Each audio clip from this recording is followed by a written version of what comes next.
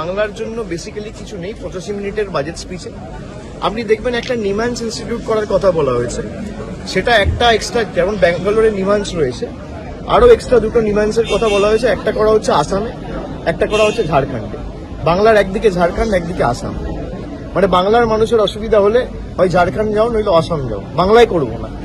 বাংলার মানুষকে অত্যাচারিত করে রাখা, বাংলার 10 কোটি মানুষকে যদি কেউ বাংলাদেশি বলে বা বাংলাদেশি মনে করে, সেটা এই দেশের প্রধানমন্ত্রী, এই দেশের স্বরাষ্ট্রমন্ত্রী, এই দেশের অর্থমন্ত্রী মনে করে।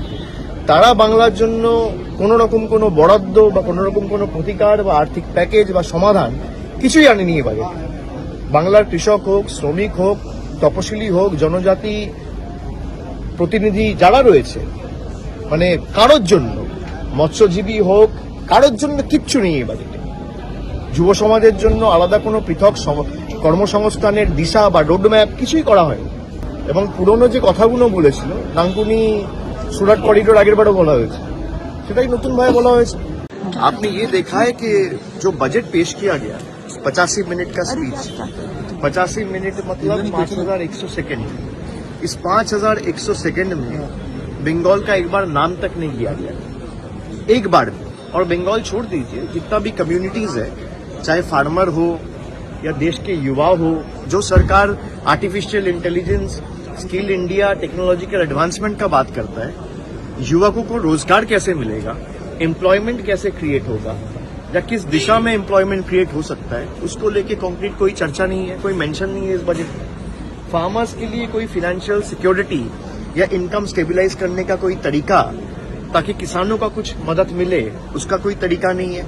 तो this budget is a faceless budget, baseless budget and a visionless budget. सरकार अगर बजट पेश कर रहा है, उसको डिफेंड करने का जिम्मेदारी सरकार का है।